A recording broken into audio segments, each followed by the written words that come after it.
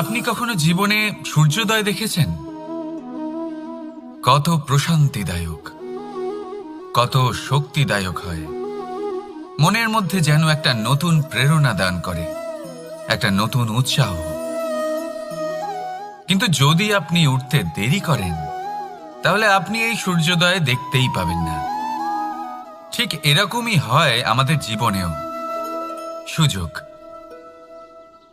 সূর্যোদয়ের মতো। যদি আপনি আপনার জীবনে দরকারের চেয়ে বেশি অপেক্ষা করেন এই সুযোগের সদ্ব্যবহার করতে, তাহলে এই সুযোগ আপনার অপেক্ষা কখনোই করবে না, তা চলে যাবে। সেই জন্য এদের সামলে রাখুন। সঠিক সময় আসলে এই সুযোগের সদ্ব্যবহার করুন, নিজের কর্মকে সম্পূর্ণরূপে সার্থক করুন। এটাকে এক মুহূর্তের মতো দেখুন। যদি এরকম করেন, তাহলে জীবনও সূর্যোদয়ের মতোই হবে। এতে সন্তুষ্টি থাকবে, গৌরবও থাকবে, আর থাকবে শান্তি। রাধা রাধা। আমরা জীবনে এমন অনেক মানুষকে চিনি যারা অত্যন্ত শক্তিশালী, নিজের পরীক্ষা দিতে কখনো পিছপা হন না, খুব কঠোর হন, আত্মপ্রত্যয়ী হন, কিন্তু তাও তারা সাফল্য পান না। কেন? কি কারণ হতে পারে এর? লৌহ মানবের মতো ব্যক্তিত্বের অধিকারী হওয়া সত্ত্বেও তারা সফলতা কেন লাভ করেন না? এবার এটার উত্তর তাদের ব্যক্তিত্বের মধ্যেই লুকিয়ে রয়েছে। লৌহ মানব, লোহা। আপনি কখনো লোহাকে দেখে থাকবেন, অত্যন্ত শক্তিশালী, অত্যন্ত কঠিন, কিন্তু শুধু তখনই যখন সেটা শান্ত থাকে, শীতল থাকে। তাকে উত্তপ্ত করুন, তা আর কঠিন থাকবে না। তার উপরে এক আঘাত করুন আর তার আকৃতি বদলে যাবে। বুঝলেন?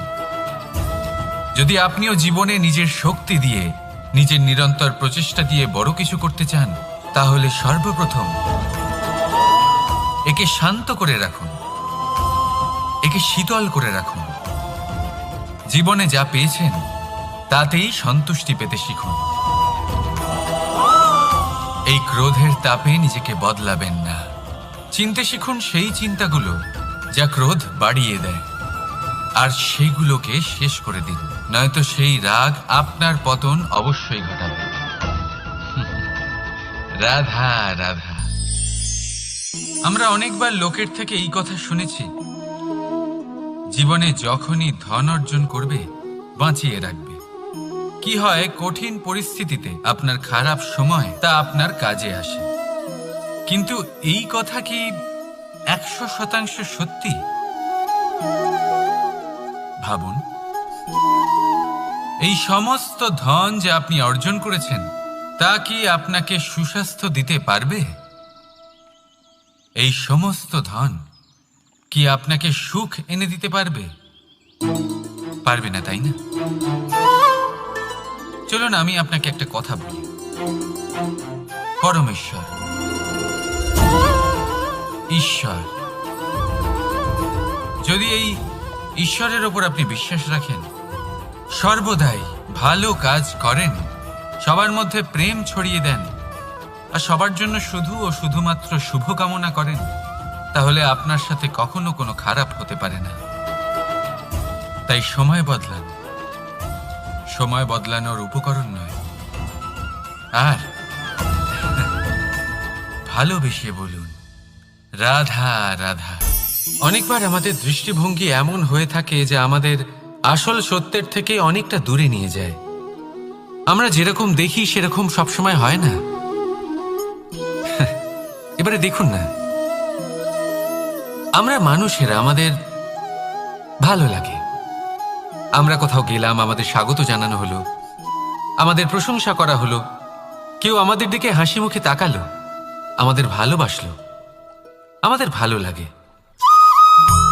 কিন্তু যদি কেউ ক্রুদ্ধ হয়, কটাক্ষ করে, ব্যঙ্গ করে, তাহলে আমরা তক্ষুনি তাকে নিজের শত্রু ভেবে ফেলি, তার উপরে ক্রুদ্ধ হয়ে যাই। একটা কথা মনে রাখবেন, এই হাসি সবার জন্যই হয়। আপনি তাদেরকেও হাসি উপহার দিতে পারেন যাদের আপনি চেনেন, তাদেরও দিতে পারেন যাদের আপনি চেনেন না। ছোটদের দিতে পারেন, বড়দের দিতে পারেন, সবার জন্যই হলো এই হাসি। কিন্তু ক্রোধ, ক্রোধ তাদের উপরেই আসে যাদের আমরা জীবনে কখনো হারাতে চাই না, যাদেরকে আমরা অসম্ভব ভালোবাসি, যাদের জন্য আমরা আশা করি যে তাদের জীবনের পরবর্তী সময় সব সময় সুখময় হোক, উজ্জ্বল হোক। সেই জন্য আপনার জীবনের সমস্ত সেই ব্যক্তি যারা আপনার উপরে ক্রুদ্ধ হন, কটাক্ষ করেন, জরুরি নয় তিনি আপনার শত্রুই হবেন। হতে পারে সে হলো আপনার শুভাকাঙ্ক্ষী, যিনি আপনার শুধুমাত্র ভালোই চান, যিনি আপনার জন্য একটা সুন্দর ভবিষ্যৎ চান। সেই জন্য সব সময় মন দিয়ে অন্যের কথা বোঝার প্রয়াস করুন। আপনি জানতে পারবেন তাদের কর্মের ধর্ম কি হতে পারে, আপনি জানতে পারবেন তাদের ক্রোধের মর্ম কি হতে পারে। রাধা রাধা। জীবনের এই পথে এগোতে এগোতে আমরা কোথাও থেমে যাই, আমরা জানি না কেন। আমরা চেষ্টা করি যেন আমরা সামনে এগোতে পারি, কিন্তু এরকম হয় না। কি কারণ হতে পারে এর? আসুন আমি আপনাকে বোঝাই। মনে করুন আপনি কোনো রাস্তায় হাঁটছেন, আপনার পা মুচকে গেল, আপনি পায়ে আঘাত পেলেন। এখন এই আঘাত যদি আপনাকে পথ চলতে বাধা দেয়, তখন আপনি থেমে যান। যদি আপনার ভাবনা চিন্তা ক্ষুদ্র হয়, তাহলে আপনি জীবনে কখনোই এগোতে পারবেন না। ভেঙে যাওয়া কলম দিয়ে আপনি কখনো চিঠি লিখতে পারবেন না। ঠিক সেইভাবেই যদি আপনার মনে অন্যের জন্য হিংসা থাকে, তাহলে আপনি আপনার নিজের ভাগ্য লিখতেই পারবেন না। কাজের প্রতি আলস্য আপনাকে কখনো ধনী হতে দেবেই না, আর ধনের প্রতি লোভ তা আপনাকে কখনো মহান হতে দেবে না।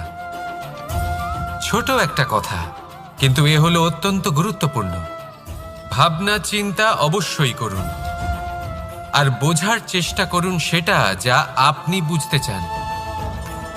হতে পারে আপনি এমন কোনো পথ খুঁজে পেলেন যার ফলে আপনি কোনো খারাপ পথে যেতে যেতে থেমে গেলেন, বা আপনি এমন কোনো অর্থ খুঁজে পেলেন যা আপনাকে মহান হবার পথে অগ্রসর করে দিল। রাধা রাধা। অহংকার এ হলো ছোট একটা শব্দ, কিন্তু এর প্রভাব অত্যন্ত বৃহৎ হয়ে থাকে। আর সব থেকে বড় সমস্যা হলো মানুষ আজ অবধি বুঝতেই পারেনি যে এই অহংকারের বাস্তব রূপ কিরকম। কেউ একে গর্বের নাম দেন, কেউ একে আত্মসম্মানের নাম দিয়ে থাকেন, এবং কোথাও একটা এমন সময় চলে আসে যখন সময় এই অহংকারকে ভেঙে খান খান করে দেয়। আর তখন না গর্ব আপনাকে বাঁচাতে পারে, না আপনার আত্মসম্মান। এখন যদি আপনাকে উদাহরণ দিই, তাহলে যেখানে আপনি বসে আছেন সেই ঘরেই ওপরে তাকান, সেই ছাদের দিকে। যদি এই ছাদ অহংকার করতে থাকে যে দেখো আমি তো সব থেকে উঁচু জায়গায় আছি, আমার চেয়ে ওপরে আর কেউ নেই, আমি এই ঘরে থাকা সমস্ত ব্যক্তিকে ছায়া প্রদান করি, যদি এই অহংকার এসে যায় তাহলে কি? একবার ভেবে দেখুন, যদি পরের দিন তার উপর আরো একটা তলা বানিয়ে দেওয়া হয় তাহলে কি?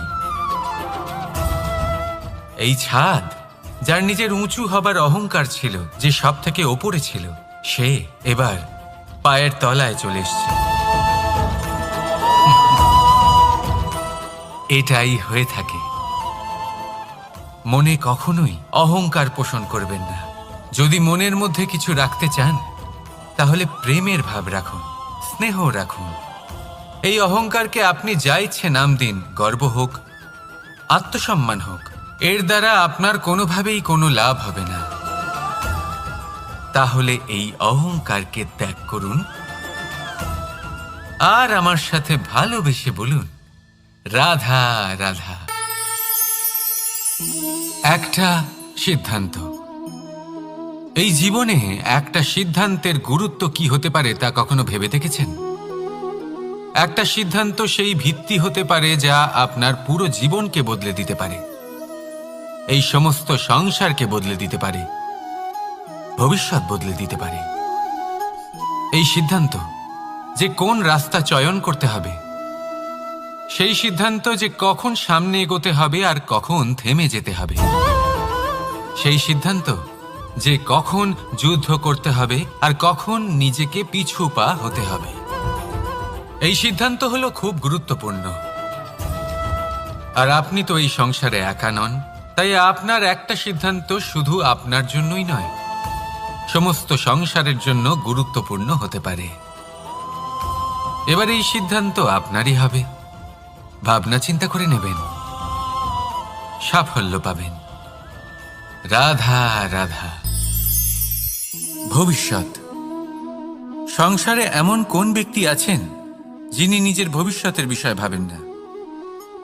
যে কেউ ভাবেন আমার ভবিষ্যৎ কিছু এরকম হবে, আমি ভবিষ্যতে এরকম কিছু একটা করব, এই সুবিধা থাকবে, এই আনন্দ পাবো, ইত্যাদি ইত্যাদি। কিন্তু সত্যি বলি, ভবিষ্যতের থেকে বড় ভণ্ড আর কেউ নেই। ভবিষ্যৎ আপনাকে ছেড়ে চলে যাবে, আপনি জানতেও পারবেন না। ভবিষ্যৎ আপনার থেকে আপনার বর্তমান কেড়ে নেবে। অনেক সময় আমরা ভবিষ্যতের বিষয় ভাবতে থাকি, দুশ্চিন্তা করতে থাকি। ভবিষ্যৎ দিয়ে নিজেকে এতটাই ঘিরে ফেলি যে বর্তমান কি তা ভুলেই যাই, তার বোধই আমাদের থাকে না। ভাবুন, ভবিষ্যৎ কি? ভবিষ্যৎ হলো সেটাই যা এখনো পর্যন্ত ঘটেনি। বর্তমান হলো সেটা যা এখন ঘটছে। তাহলে যা এখনো ঘটেইনি তার বিষয়ে দুশ্চিন্তা করে নিজেকে ব্যতিব্যস্ত কেন করছেন? এই বর্তমান, এটাই হলো গুরুত্বপূর্ণ। এর উপরে সমস্ত ভাবনা কেন্দ্রীভূত করুন। মনে লক্ষ্য অবশ্যই রাখুন, কিন্তু পুরো মনোযোগ শুধু বর্তমানে থাকবে। এই বর্তমানকে যদি সামলে নিতে পারেন, তাহলে আপনার ভবিষ্যৎ এমনি উজ্জ্বল হয়ে উঠবে। তাহলে আসুন আমার সাথে ভালোবেসে বলুন, রাধা রাধা। সময়। কথায় আছে, আমাদের জীবনের প্রত্যেক মুহূর্ত স্বর্ণর মতো হয়। এবার হয় আমরা একে নিজেদের কাছে রাখতে পারি বা একে আমরা চলে যেতে দিতে পারি। কারণ এই ছোট ছোট মুহূর্তই আছে যা আমাদের জীবনকে গড়ে তোলে। এখন এই জীবন কেমন হবে তা আমাদের উপর নির্ভর করে। যদি আপনি একটা মুহূর্তের যত্ন না নেন, যদি আপনি এক মুহূর্ত ভালো না বাসেন, যদি আপনি এক মুহূর্ত স্নেহের আনন্দ না উপভোগ করতে পারেন, তাহলে দেখতে দেখতেই আপনার সমস্ত সময় নষ্ট হয়ে যাবে, আপনি জানতেও পারবেন না। অর্থাৎ এই সময় স্বর্ণ হতে পারে না। তবে আমরা একে স্বর্ণ বানিয়ে নিতে পারি আমাদের চেষ্টার মাধ্যমে। এই সময় শুধু একটি লাঙল যা মাটির সাথে লড়াই করতে পারে, আর কিছু নয়। একটা অত্যন্ত গুরুত্বপূর্ণ কথা মনে রাখবেন, আপনার কাছে শুধু সময় আছে। এবার আপনি এটা দিয়ে স্বর্ণ বানাবেন না ঘুমিয়ে স্বপ্ন দেখে একে নষ্ট করবেন, সিদ্ধান্ত আপনারই। রাধা রাধা। ভগবান। প্রত্যেক কঠিন পরিস্থিতিতে এই নামই আছে যা আমাদের উপায় দিয়ে থাকে। ব্যক্তি যান, ভগবানের পুজো করেন, আরাধনা করেন, ব্রত পালন করেন, মন্দিরে যান, পুজো পাঠ করেন, ভগবানকে জাগিয়ে তোলেন।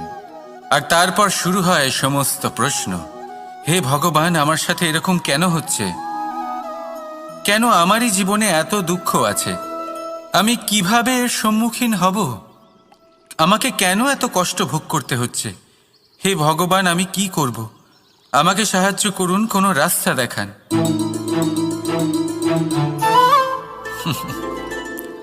চলুন আমি আপনাকে একটা প্রশ্ন করি।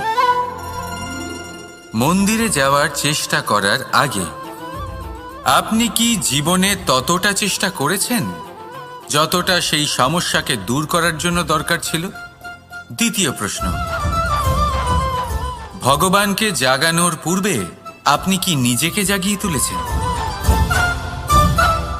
আপনি কি আলস্য ত্যাগ করেছেন?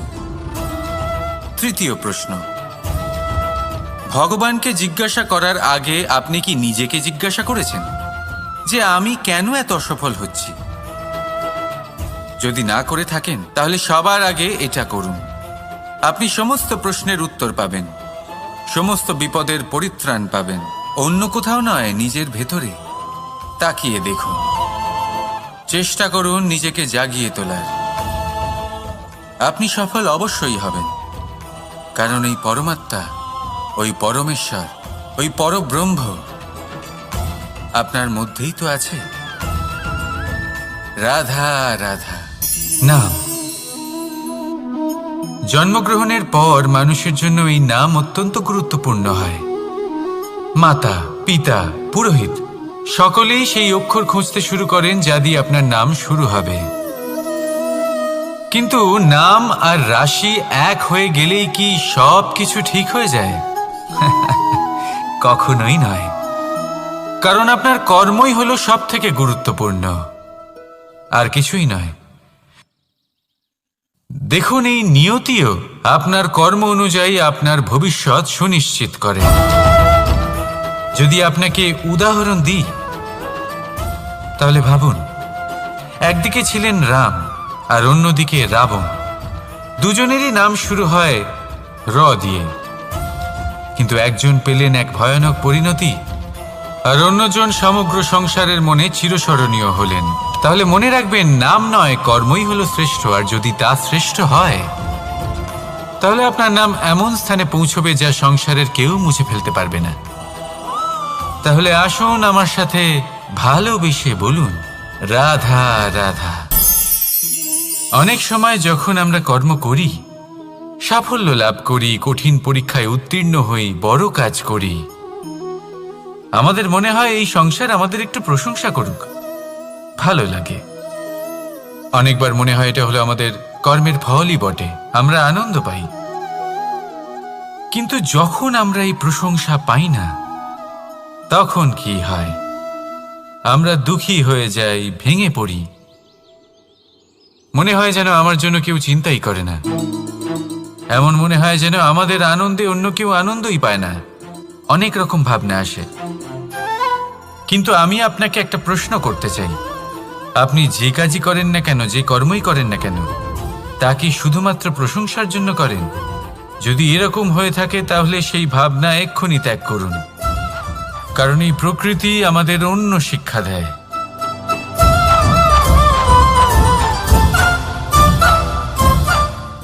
এই ফুলকে দেখুন, এই যে ফুলের সুবাস, যা আমার মনকে উচ্ছ্বসিত করে তোলে, মনে শক্তির সঞ্চার করে, এই সুগন্ধ। কিন্তু ভেবে দেখুন, ফুলের কিন্তু এই কাজ করার জন্য কোনো প্রশংসারই প্রয়োজন হয় না। এটাই হলো প্রকৃতির শিক্ষা। যিনি সৎ হন, সৎকর্ম করেন, তার কোনো প্রশংসার প্রয়োজন হয় না, কারণ ওনার কর্মই হলো ওনার সুবাস। মনে রাখবেন, আতর নকল ফুলে দেওয়া হয়, প্রকৃত ফুলের তার কোনো প্রয়োজন হয় না। সেইভাবেই আপনিও কর্ম করতে থাকুন শুভ চিন্তা নিয়ে। এই মনকে সবসময় শান্ত রাখুন, স্বচ্ছ রাখুন। যদি এরকম করেন তাহলে আপনার কর্ম এমন সুবাস ছড়াবে যে আপনার জীবনে শুধু এবং শুধুমাত্র আনন্দই থাকবে। তাহলে এই আনন্দ সহকারে বলুন, রাধা রাধা। এই সংসারে এমন কোনো পর্বত নেই যা এতটাই উঁচু যে মানুষ তার শিখরে পৌঁছতে পারবে না, তাকে অতিক্রম করতে পারবে না। এই সংসারে এমন কোনো সাগর নেই যা কিনা এতটাই গভীর যেখানে মানুষ তার তলদেশে পৌঁছে ফিরে আসতে পারবে না। একটা ছোট্ট বরফের টুকরো পর্বতের শিখরে গলে গিয়ে বইতে থাকে, আর দেখতে দেখতেই তা মহানদী গঙ্গায় পরিবর্তিত হয়। এর কারণ কি? এর কারণ হলো প্রচেষ্টা, প্রারব্ধ নয়। এই প্রচেষ্টাই সুনিশ্চিত করে যে আপনার প্রারব্ধ কি হবে। এই সমস্ত কিছু হলো প্রচেষ্টা আর প্রারব্ধের খেলা। আপনার প্রচেষ্টা যেরকম হবে আপনার প্রারব্ধ সেরকমই হবে। আর আপনার প্রচেষ্টা যদি উচ্চ মানের হয় তাহলে প্রারব্ধকে আপনার সামনে নত হতেই হবে। কি বলেন? তাহলে আসুন আমার সাথে ভালোবেসে বলুন, রাধা রাধা। অনেক সময় মানুষ অতীতকে দেখেন আর তখন অহংবোধে পরিপূর্ণ হয়ে ওঠেন। কখনো বর্তমানের দিকে তাকান, ভবিষ্যতের দিকে তাকান আর পরিতৃপ্তিতে ভরে ওঠেন। কেন বুঝতে পারেন না একটা সহজ কথা? এই যে সৃষ্টি, এই সৃষ্টি হলো একটা বড় চক্র যা বারংবার আপনার কাছে ফিরে আসবেই। কঠিন থেকে কঠিনতর পরীক্ষায় আপনাকে নিযুক্ত করবে, যাতে আপনাকে উত্তীর্ণ হতেই হবে। যা কাল ছিল তা আজ নেই, এটা সবাই জানেন। যা আজ আছে তা হয়তো কাল থাকবে না, এটাও আপনাকে মেনে নিতে হবে, তাও আবার হাসি মুখে। শান্ত থাকতে শিখুন আর কখনোই মনের মধ্যে অহংকার উৎপন্ন হতে দেবেন না। হতে শিখুন সেই হিমবাহের মতো। হয়তো এই জন্যই এত শীতল থাকে, কারণ ও জানে গতকালও জল রূপে ছিল, আজ বরফ রূপে হয়তো আছে, কিন্তু কাল পুনরায় সে জলেই পরিণত হবে। নিজেকে শান্ত রাখুন। হয়তো আজ আপনি সাফল্যের শিখরে আছেন, হয়তো বা নেই। আপনাকে প্রত্যেক দিন অবশ্যই দেখতে হবে। শুধু নিরন্তর প্রচেষ্টা করতে থাকুন, প্রত্যেক পরিস্থিতির জন্য তৈরি থাকুন আর একে ভারসাম্যে রাখতে শিখুন। আপনার কাল হোক, আজ হোক বা আগামীকাল, আপনার ভালো দিন হোক বা খারাপ দিন, সব পবিত্র হয়ে যাবে। তাহলে আসুন আর আমার সাথে ভালোবেসে বলুন, রাধা রাধা। দোল উৎসবে এই সমগ্র সংসার রং নিয়ে খেলা করে, কিন্তু এই রঙের সারমর্ম এই সংসার কি জানে? কখনো দেখেছেন একটা চিন্তিত মুখ শুধুমাত্র রঙের স্পর্শ পেয়ে আনন্দিত হয়ে ওঠে? দোলে আমরা কি করি?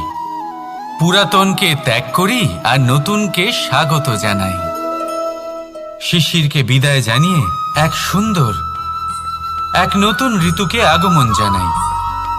দুশ্চিন্তা দূর করে আসার নতুন রঙে রঙিন হয়ে ওঠা, নিজেকে আনন্দিত করা, এটাই তো হলো দোল। এবার দোলের একটা ব্যাপার আছে, দুটো রঙে একসাথে রঙিন হওয়া যায় না। একটা রং উঠলে তবেই আরেকটা রং লাগা সম্ভব। আরও একটা প্রশ্নও রয়েছে, কোন রংকে তুলে দিয়ে কোন রং মাখানো যেতে পারে? যদি আপনাকে উদাহরণ দিই, লোভের এই রং, তা যতক্ষণ লেগে থাকবে আনন্দের রং লাগতে পারবে না। যা হয়েছিল দ্বারকাবাসী এবং সামন্তক মণির মধ্যে। ভ্রান্তির রং যতক্ষণ লেগে থাকবে সত্যের রং লাগতে পারবে না, যা হয়েছে রুক্মিণীর সাথে। আর হিংসার এই রং যতক্ষণ লেগে থাকবে প্রেমের রং ততক্ষণ লাগতেই পারবে না, যা হয় আপনার আমার সবার সাথে। তাহলে আসুন একসাথে মিলে দোল পালন করি এবং সবকিছুর উপরে বিজয় লাভ করি। অন্ধকারের স্থানে আলোর, ভ্রান্তির স্থানে সত্যের, হিংসার স্থানে প্রেমের আর লোভের স্থানে আনন্দের এই সুন্দর রং মাখাই। শত্রুতা, ঘৃণা, হিংসা এই সব কিছু ত্যাগ করি আর সকলের সখা হয়ে উঠি।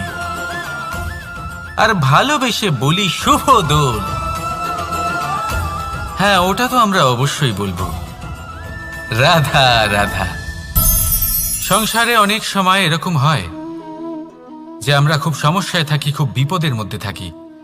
আর সেই সমস্ত মানুষ যারা আমাদের কাছের মানুষ, আমাদের আপনজন, তারা আমাদের ত্যাগ করে চলে যান। আমরা এই সময় দুঃখ পাই, নিরাশ হয়ে পড়ি এবং একা একাই সেই সমস্যাকেও কাটিয়ে উঠি। এবার পরিস্থিতি যেমন খুশি হোক না কেন, সেই সব মানুষ যারা এমন সময় আপনাকে ত্যাগ করেছেন, তাদের প্রতি ক্রুদ্ধ হওয়া, অভিমান করা, এটা অনুচিত। আমি বলবো তাদের প্রতি কৃতজ্ঞ থাকুন। আমি বলবো তাদের ধন্যবাদ জানান যে তারা এমন সময় আপনার সঙ্গ ত্যাগ করেছেন যখন আপনার তাদের সব থেকে বেশি প্রয়োজন ছিল। কারণ দেখুন, হয় তাদের বিশ্বাস ছিল যে আপনি নিজেই এই বিপদ থেকে বেরিয়ে আসতে পারবেন, বা তাদের ত্যাগ করার জন্য আপনি নিজের উৎসাহ বাড়িয়ে তুললেন, আপনি নিজের শক্তি বাড়ালেন এবং নিজে সেই সমস্যা থেকে বেরিয়ে আসলেন। নিজের খারাপ সময়কে আপনি নিজেই ভালো সময় করে তুললেন। শেষ পর্যন্ত আপনি আরো শক্তিশালী হয়ে উঠলেন, আরো শ্রেষ্ঠ হয়ে উঠলেন। আর এটাই তো আপনার বিজয়, যার কারণ হলো তাদের আপনাকে ত্যাগ করা। তাহলে তাদের ধন্যবাদ জানান আর আমার সাথে ভালোবেসে বলুন, রাধা রাধা। ধন, ধন হলো কারোর জন্য মোহ, আবার কারোর জন্য মায়া, কারোর জন্য হয়তো ভাগ্য, আবার কারোর জন্য কর্মের পারিশ্রমিক। দেখতে গেলে এই ধন হয়তো সবার জন্যই অত্যন্ত প্রয়োজনীয় হয়ে থাকে। সেই জন্যই তো মানুষ নিজের সমস্ত জীবন অতিবাহিত করেন এই ধন অর্জন করার জন্য। অনেক মানুষ এমনও হয় যাদের সমস্ত জীবন এই ধন অর্জন করতেই কেটে যায়। প্রত্যেক মানুষই চেষ্টা করেন যেন তিনি ধনী হন, যত সম্ভব বেশি ধন অর্জন করতে পারেন, সম্পন্ন থাকতে পারেন। আর তা হবে নাই বা কেন? কারণ এটাই হলো এমন এক বস্তু যা আদান প্রদান এমন নানান কাজে আসে। চেষ্টা তো সব মানুষই করেন, ধন অর্জন সব মানুষ করতে পারেন না। কারণ হলো এটাই যে মানুষ ভাবেন যে তার কাছে কিছু ধন এলে তারপর তিনি কিছু করে দেখাবেন, আর ধন ভাবে যদি এই মানুষ কিছু করে দেখান তাহলে আমি তার কাছে আসব।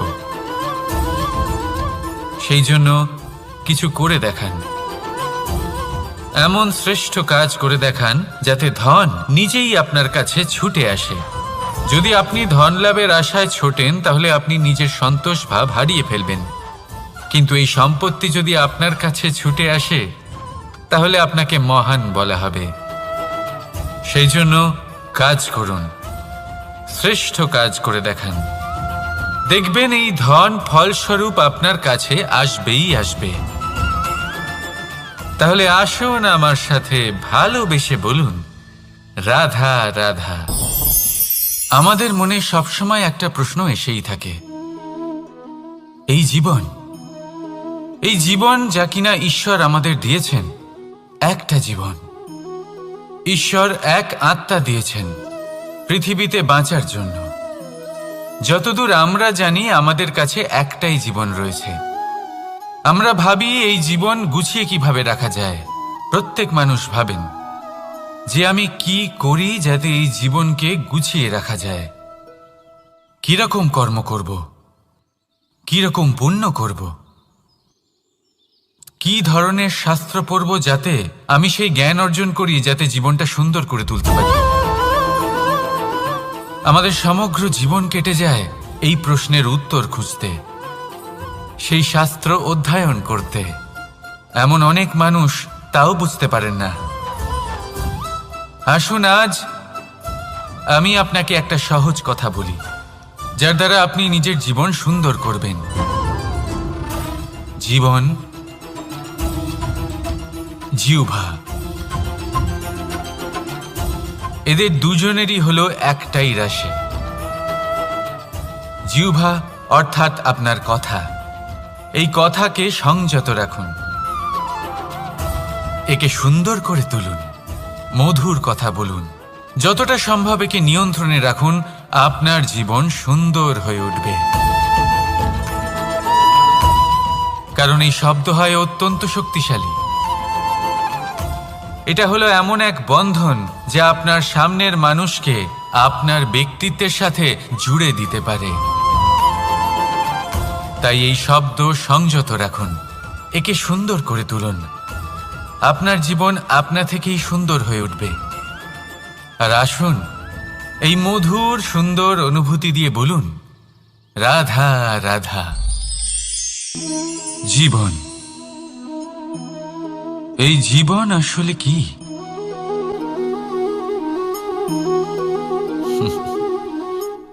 এই প্রশ্ন সবার মনেই এসে থাকে। সবার মন এই প্রশ্নের জন্যই চিন্তিত থাকে। এই জীবন আসলে কি? এর উদ্দেশ্য আসলে কি? কি করা যেতে পারে এই জীবনে? এই জীবন কি কিছু পাওয়ার, নাকি এই জীবন কিছু হারাবার?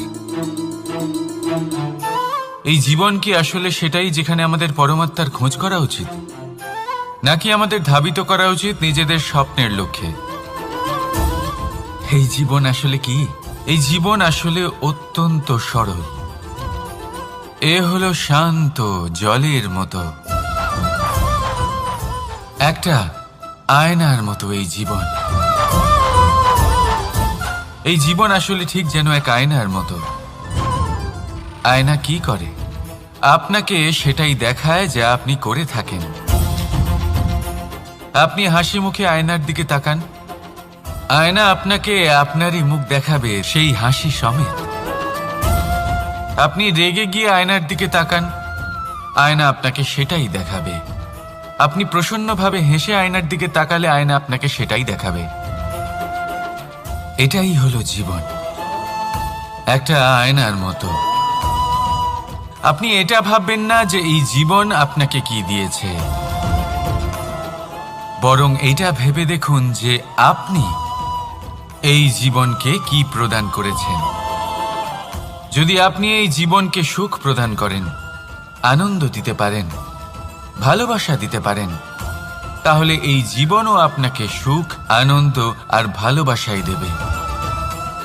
তাহলে আসুন এই সুখ, আনন্দ আর ভালোবাসা দিয়ে বলুন, রাধা রাধা।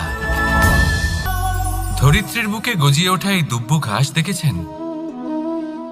দুব্ব ঘাস, যা আমাদের পাকে শীতল রাখে। এতে যদি বসেন তাহলে মনে হবে নরম কোথাও বসে আছেন।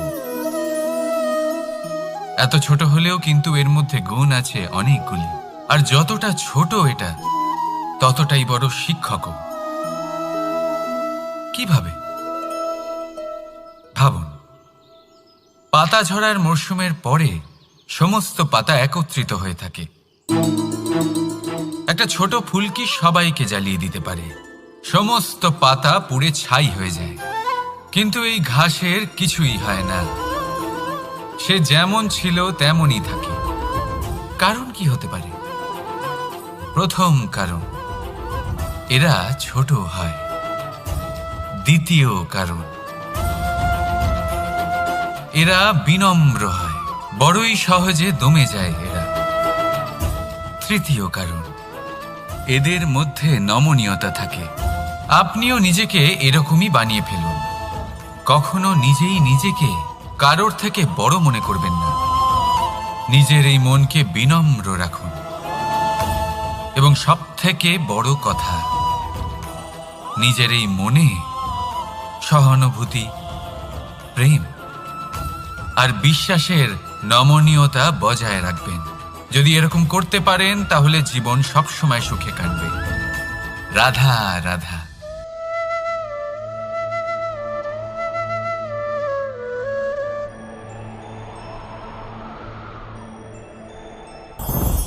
লোভ আপনার অন্তরের আরো একটা শত্রু। দেখতে গেলে এটা একটা শব্দ, একটা সংস্কৃত শব্দ। লব ধাতু থেকে উৎপন্ন হয়েছে। এর অর্থ কিছু লাভ করা। কিছু লাভ করা অনুচিত নয়, আরো কিছু লাভ করাও অনুচিত নয়, কিন্তু সব থেকে বেশি আমিই লাভ করব। আমি আরো চাই, আরো বেশি চাই, আরো বেশি পেতে চাই। এটাই হলো লোভ। আর এই লোভ যখন গ্রাস করে তখন আপনি যা পেতে চান, সে ধনই হোক বা মানই হোক, তা অর্জন করার জন্য মানুষ যে কোনো স্তরে পৌঁছে যেতে পারে। যদি মানুষ ধন অর্জন করতে চান তাহলে তার জন্য তারা অধর্মের পথেও চলতে পারেন। যদি সম্মান অর্জন করতে চান তাহলে অন্য মানুষকে ছোটও করতে পারেন। শেষ পর্যন্ত আপনার এটা মনে হতে পারে যে যদি একটু অল্পই প্রাপ্ত করতাম, কিন্তু ভালোবেসে প্রাপ্ত করতাম, এই জীবন আরো অনেক বেশি সুখী হতো। লোভ আপনার জীবনে, আপনার মনে কখন যে প্রবেশ করবে সেটা আপনি জানতেও পারবেন না। তাই এটা চিনতে শিখুন আর তৎক্ষণাৎ জীবন থেকে বাইরে ফেলে দিন। যা কিছু লাভ করতে চান তা ভালোবেসে লাভ করুন, আর সেই ভালোবাসার সাথেই বলুন, রাধা রাধা। জীবনে ক্ষমা চাওয়া তাও কিছুটা সহজ, ক্ষমা করতে পারা অত্যন্ত কঠিন। ক্ষমা। 2 অক্ষরের এই শব্দ হতে পারে, কিন্তু অত্যন্ত বড় এই শব্দ, অত্যন্ত গুরুত্বপূর্ণ এই শব্দ। কখনো কখনো অন্য কাউকে ক্ষমা করে দেওয়া তাও কিছুটা সহজ কাজ, কিন্তু নিজেকে ক্ষমা করতে পারা অত্যন্ত কঠিন হয়ে দাঁড়ায়। অতীতে যদি আমাদের এমন কোনো ভুল হয় যে কারণে আমরা নিজেকে ক্ষমা করতে পারি না, অনেক সময় এমন কিছু ভুল করে বসি যে বিষয় শুধু আমরাই জানি, কিন্তু আমরা নিজেকে ক্ষমাই করতে পারি না, আর আমাদের বিকাশ সেখানে স্তব্ধ হয়ে যায়। কারণ যদি আপনি ক্ষমা করতে না শেখেন, নিজেকে ক্ষমা যদি না করতে পারেন, তাহলে তা আপনার জীবনের সবথেকে বড় বাধা হয়ে দাঁড়াবে। সেই জন্য জীবনে অবশ্যই শিখুন যে কিভাবে নিজেকে ক্ষমা করতে হয়, আর শিখুন যে আগের করা ভুল আবার কি করে না করা যেতে পারে। এই মন হালকা হবে আর প্রসন্ন হয়ে বলবে, রাধা রাধা। এই সংসারে যখনই কোনো সমস্যা আসে, তখন আমরা আমাদের সব থেকে বড় সম্বলের কাছে আশ্রয় খুঁজি, তা হলো আমাদের বিশ্বাস। এবার প্রশ্ন হলো এটাই যে এই বিশ্বাস কার ওপর করা যেতে পারে? পরিবারের ওপর, বন্ধুর ওপর, নাকি তাদের ওপর বিশ্বাস করা উচিত যাদেরকে আমরা কখনো সঙ্গ দিয়েছি? দেখুন, এই সংসারে বিপদের সম্মুখীন হলে কে আপনাকে সাহায্য করবে সেটা নির্বাচন করা আপনার হাতে নেই। সেটা সেই সকল ব্যক্তির উপর নির্ভরশীল যে তারা আপনাকে সাহায্য করবে নাকি করবে না। অর্থাৎ যখনই কোনো বিপদ আসে, সর্বপ্রথম তার সম্মুখীন আমাদের নিজেকেই হতে হয়, আর তার জন্য প্রস্তুত থাকা প্রয়োজনীয়। সেই শক্তি, সেই সাহস অর্জন করা প্রয়োজনীয়। দেখুন, যখনই অন্ধকার আসে তখন সবার আগে কে আপনাকে ত্যাগ করে চলে যায়? আপনার নিজেরই ছায়া। এই অন্ধকারের সম্মুখীন হতে হয় অন্তরের প্রদীপের দ্বারা, অন্তরের আত্মা দ্বারা। তবেই আপনি অন্ধকারের ওপর জয়লাভ করতে পারবেন। সেই জন্য যে বিপদই আসুক না কেন, নিজেকে তার জন্য প্রস্তুত রাখা উচিত। সেই সাহস নিয়ে আসুন। এমন কোনো বিপদ নেই যা আপনাকে ভেঙে দিতে পারে। আসুন আমার সাথে ভালোবেসে বলুন, রাধা রাধা। মানুষ সবসময় চায় যে তার জীবনে যেন কখনো কোনো সমস্যাই না আসে। সে চায় তার জীবন যেন শুধুমাত্র শান্তি এবং সুখের দ্বারা পূর্ণ থাকে। কিন্তু এই চাহিদা অনুচিত কিছু নয়। আমরা সবাই এটাই চাই যে জীবনে সুখ থাক, শান্তি থাক। কিন্তু এই কথা সবসময় মনে রাখবেন, যে সূর্য উদিত হন সংসারকে প্রকাশমান করেন, দুপুরবেলায় সংসারকে রৌদ্র প্রদান করেন, সন্ধেবেলায় তাকেও অস্ত যেতে হয়। এবার আমাদের জীবন চক্র কিছুটা এরকমই। কোনো কিছুই চিরকাল একরকম থাকে না। কখনো এই নদীকে দেখুন যা বয়ে চলেছে। এই নদী যা বয়ে চলেছে তার পথেও অনেক বিপদ আসে। বড় বড় পাথরের সম্মুখীন হয়ে তাকেও সামনে এগিয়ে যেতে হয়। একটি পুকুর যা চারদিক থেকে ঘেরা, তার জীবনে কিন্তু কোনো সমস্যা নেই। কিন্তু এই সংসারে পুকুরের পুজো করা হয় না, পুজো করা হয় নদীকে।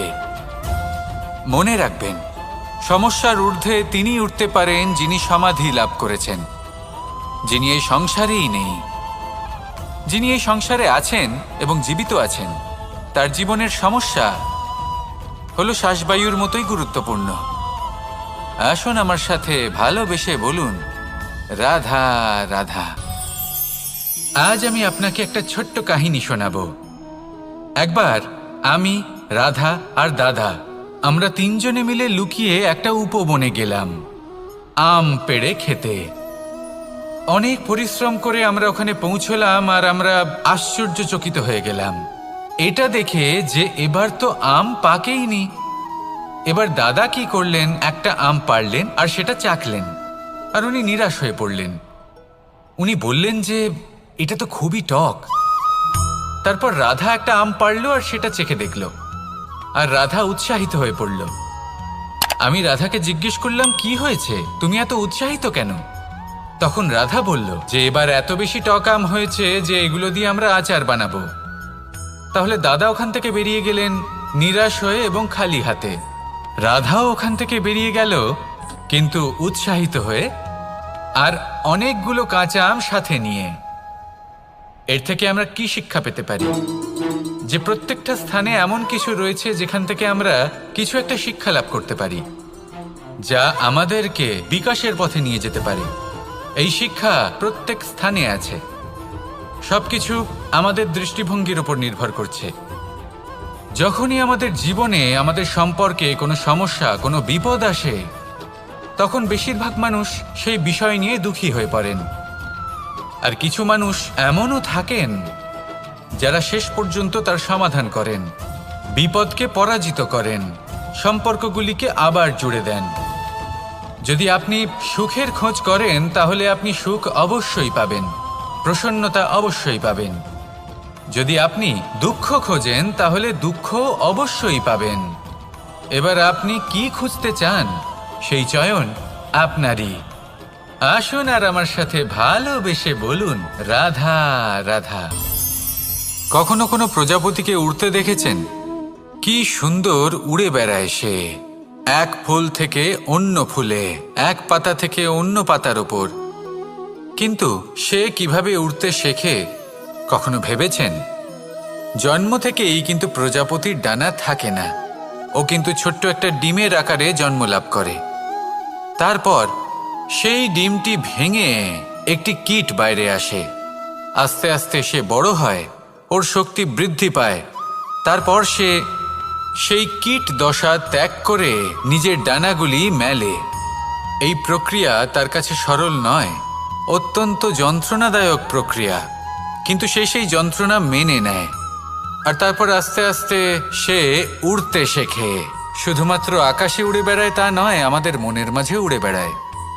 এবার এই ডিম থেকে প্রজাপতি হয়ে ওঠার যে যাত্রা, এটা যতটা কঠিন, ততটাই কঠিন হয় এই সংসারে শ্রেষ্ঠ কর্ম করা, ততটাই কঠিন হয় এই সংসারে মহান হয়ে ওঠা। সেই জন্য প্রয়োজনীয় প্রচেষ্টা এবং সময়। নিরন্তর প্রচেষ্টা করতে থাকুন, পর্যাপ্ত সময় নিন, এবং আপনি নিজেকে এই আকাশে উড়ন্ত অবস্থায় পাবেন। আসুন আমার সাথে ভালোবেসে বলুন, রাধা রাধা, রাধা রাধা। আপনারা হয়তো ভাবছেন কি আশ্চর্য ব্যাপার, প্রত্যেকবার আমি কথা শেষ হওয়ার পরে রাধা রাধা বলি। এইবার আমি আগেই বলে দিলাম। কারণটা কি? কারণ হলো অত্যন্ত বিশেষ। প্রত্যেকবার কথা সমাপ্ত হবার পরে আপনাদের সবার মধ্যে ভালোবাসা বিতরণ করতে চাই, তাই রাধা রাধা বলি। কিন্তু এইবার এই নতুন এবং বিশেষ সূত্রপাতে প্রথমে প্রেম বিতরণ করা অত্যন্ত আবশ্যক। এবার একটা বিষয় আছে যা জানেন হয়তো সকলেই, কিন্তু বুঝতে খুব কম জন পারেন। এই প্রেম, এই আনন্দ, এই সকল কিছুর সূত্রপাত হয় নিঃস্বার্থ আবেগের দ্বারা। ঠিক যেমন একজন মাতাকেই দেখে নিন। যখনই একজন মাতা সন্তানকে জন্ম দেন, তখন এই সংসার ভুলে যায় যে তার জন্য এটা একটা নতুন জন্ম। কারণ একজন নারী তখন একজন মাতৃরূপে নতুনভাবে জন্ম নেন। একজন নারী স্ত্রী ও গৃহবধূ রূপে কিছু অধিকার লাভ করে থাকেন, কিন্তু তিনি যখন মা হয়ে যান তখন তিনি শুধুই দান করতে শেখেন। নিজের সন্তানের জন্য কত কিছুই না করেন, তাকে বাৎসল্যের সাগরে ভাসিয়ে নিয়ে যান। এই সংসারে রাজকুমার জন্ম নিতেই পারেন, তাকে রাম এবং লক্ষণ কিন্তু মায়েরাই বানিয়ে তোলেন। একজন গোয়ালা জন্ম নেয়, তাকে দ্বারকাধীশ একজন মাই বানিয়ে তোলেন। পিতা হলেন সেই পর্বত যার একটা অংশ হলো তার সন্তান, কিন্তু মা হলেন সেই শিল্পী যিনি একটা পাথরকে খোদাই করে এমন এক মূর্তি গড়ে তোলেন যাকে সকলে পূজনীয় মনে করেন। তাহলে স্মরণ করুন সেই সকল মুহূর্ত যেগুলি আপনি নিজের মাতার সাথে অতিবাহিত করেছেন। অনুভব করতে পারবেন যে কিভাবে এক মুহূর্তেই এই মন প্রফুল্ল হয়ে ওঠে। এবারের কারণ কি? এর কারণ হলো এই জীবনের আসল দ্বারই হলো মমতা।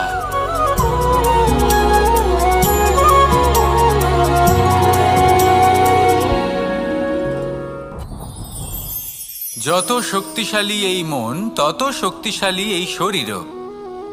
এই যে আমাদের শরীর, এটা আসলে কি? এ হলো একটা রথের মতো। আর একটা রথ ততক্ষণ চলতে পারবে না যতক্ষণ না তাকে কোনো সারথি চালাবে। এই মন হলো শরীরের সারথি। এবার ভাবুন, যদি এই সারথি শক্তিহীন হয়, দুর্বল হয়, তাহলে এই রথের কি হবে? এটা উচিত পথে চলতে পারবে না, উচিত গতিতে চলতে পারবে না, মন মতো স্থানে এটা পৌঁছতেও পারবে না। সেই জন্য মনের শক্তি অত্যন্ত প্রয়োজনীয়। এবার মনের শক্তি আমরা কোথা থেকে লাভ করি? দৃঢ়তার শক্তি থেকে। এবার এই শক্তি আমরা কিভাবে বাড়াতে পারি? আমরা প্রতিদিন কিছু নতুন স্থির করি, কিছু ছোট কিছু বড়। আর যেই আমরা নতুন কিছু পূর্ণ করি, আমাদের মনের শক্তি বেড়ে যায়। আর যদি পূর্ণ না করতে পারি, মনের শক্তি কমে যায়। একটা দেওয়ালের মতো ছোট ছোট ছোট ছোট শিলা আমরা একটার পর একটা স্থাপন করে একটা দেওয়াল তৈরি করি। এতগুলো পাথর যখন একত্রিত হয়ে যায়, তখন এমন এক দেওয়াল তৈরি হয় যাকে ভাঙা প্রায় অসম্ভব হয়ে দাঁড়ায়। সেরকমই হয় মন এবং দৃঢ়তা। ছোট ছোট কাজ করে নিজের লক্ষ্য পূর্ণ করুন। এই লক্ষ্য যদি পূর্ণ হয়, তবে মনের শক্তি বাড়বে। কিছুটা এইভাবে যে যত বড়ই বিপদ আসুক না কেন, সেই বিপদ নিজে হার মেনে নেবে, কিন্তু আপনার মন ততটাই শক্তিশালী থাকবে। তাই মনের শক্তি বাড়াতে থাকুন, যাতে আপনি উচিত পথে চলতে পারেন, উচিত গতিতে চলেন আর মনোবাঞ্ছিত স্থানে পৌঁছতে পারেন। তবেই এই মন প্রসন্ন হয়ে বলবে, রাধা রাধা। আমি রাধাকে ভালোবাসি, আর এই কথাটা সমগ্র সংসার জানে। আর সময় অন্তরে লীলার দ্বারা, বিভিন্ন ঘটনা দ্বারা, কর্মের দ্বারা আমি নিজের এই ভালোবাসা রাধার সামনে প্রকাশ করি। এবার আপনি বলবেন, এসবের কি প্রয়োজন? রাধা কি এই কথা জানে না যে কৃষ্ণ তাকে কতটা ভালোবাসে? অবশ্যই জানে, কিন্তু এই যে ভালোবাসা, তা মনে রেখে দেওয়ার জন্য নয়, তা প্রকাশ করার জন্য। আর বারংবার এই ভালোবাসাকে প্রকাশ করা উচিত, উচিত সময় এবং উচিত সুযোগ দেখে। কিরকম? এবার যদি আপনি প্রেমীর সাথে কোনো উৎসবে থাকেন, তাহলে তার সাথে নৃত্য সঙ্গীত করুন। যদি ভিড়ের মাঝে থাকেন, তখন প্রেমীকে সম্মান করুন, একান্তে প্রসাধন করুন। দুঃখের সময় তার হাত ধরে থাকুন, সুখের সময় আলিঙ্গন করে রাখুন। এই প্রেম যত প্রকাশ করবেন, ততই এই প্রেমের বৃদ্ধি হবে। এই প্রেম আরও বেশি গভীর হবে, অটুট হবে। তাই এই প্রেমকে মনে নয়, আপনার জীবনে স্থান দিন। মন খুলে প্রকাশ করুন আর আমার সাথে ভালোবেসে বলুন, রাধা রাধা। মুঠো হাতের শক্তি বেশি, মুঠো খুললেই তা দুর্বল। তা এমন কি থাকা উচিত এই বন্ধ মুঠোয়, যা লাখের সমান? মানসিকতা এবং স্বপ্ন। মানুষ জন্মগ্রহণ করে, তার মানসিকতা সময়ের সাথে উন্নত হয়। মানসিকতা অনুযায়ী সে স্বপ্ন দেখে, আর সেই স্বপ্ন সার্থক করতে সে পরিশ্রম করতে থাকে। কিন্তু খুব গুরুত্বপূর্ণ একটা কথা আছে যা আপনার মনে রাখা উচিত। আপনার এই মানসিকতা, আপনার এই স্বপ্ন, তা যেন আপনার নিয়ন্ত্রণে থাকে। আপনার বন্ধ মুঠোয় যেন এর লাগাম থাকে, আপনি যেন এর প্রভু হন। যদি তা হয়, তবেই আপনি লাভবান হবেন। যদি এরা আপনাকে নিয়ন্ত্রণ করতে থাকে, যদি আপনার মুঠো খুলে যায়, না পথ আপনার নিয়ন্ত্রণে থাকবে, না মানসিকতা থাকবে, না স্বপ্ন নিয়ন্ত্রণে থাকবে। আর যদি তাই হয়, তাহলে আপনি আপনার ভবিষ্যৎ নষ্ট করে ফেলবেন। তাই নিয়ন্ত্রণ করতে শিখুন নিজের বিচার বুদ্ধি, নিজের মানসিকতা, নিজের স্বপ্নকে। নিজের এই স্বপ্ন পূরণ করুন আর আমার সাথে ভালোবেসে বলুন, রাধা রাধা। আমার কাছে যশোদা মা যেমন, আমার কাছে দেবকী মা যেমন, আমার কাছে ঠিক তেমনই হলেন গোমাতা। এবার ভেবে দেখার বিষয় হলো এটা, যে এই সংসারে অসংখ্য প্রাণী আছে। একজন গাইকে একজন মায়ের মর্যাদা কেন দেওয়া হয়? তাহলে এর অনেকগুলো কারণ আছে। এই গাই অর্থাৎ গোমাতা, এনারা হলেন অত্যন্ত শান্ত, শান্তিপ্রিয়, কখনো কারোর কোনো ক্ষতি করতেই পারেন না। গোমাতা যে দুধ নিজের বাছুরকে পান করান সেই দুধই আমাদেরও দেন। সেই দুধ পান করে আমরা শক্তি লাভ করি। এই দুধ থেকে আমরা মাখন, ঘি, পায়েস এইসব সুস্বাদু খাবার লাভ করি। গোমাতার গোবর আমাদের জ্বালানি হিসেবে সাহায্য করে, যার ফলে খুব কম সংখ্যক কাঠ ব্যবহার করা যায় এবং বেশিরভাগ জঙ্গল সুরক্ষিত থাকে। গোমাতার গোমূত্র সেটাও আমাদের কাছে লাভজনক। এর দ্বারা আমরা অনেক রোগ থেকে মুক্তি লাভ করতে পারি। গোমাতা যখন একটি বাছুরকে জন্ম দেন তখন সেই বড় হয়ে আমাদের ক্ষেত কর্ষণ করে। সেই জন্য গাইকেও জীবনে মায়ের মর্যাদা দেবেন। যতটা সম্ভব তাকে সেবা করুন এবং ভালোবেসে তাকে পালন করুন। এই মন নিজে থেকেই প্রসন্ন হয়ে বলবে, রাধা রাধা। ধন, সম্পদ, ঐশ্বর্য, মানুষ হয় নিজের সৌভাগ্যের দ্বারা এগুলো লাভ করে থাকেন বা কর্মের দ্বারা। সৌভাগ্য আসলে কি? গ্রহের দশা যা প্রত্যেক মুহূর্তে বদলাতে থাকে। কর্মের মাধ্যমে যখন আপনি ধন অর্জন করেন তখন সেই ধন আপনার আগামী প্রজন্ম লাভ করে। সেটা হয় সে ভোগ করে বা তার জন্য তার ভোগান্তি হয়। আর এটা নির্ভর করছে আপনার কর্মের ওপরে।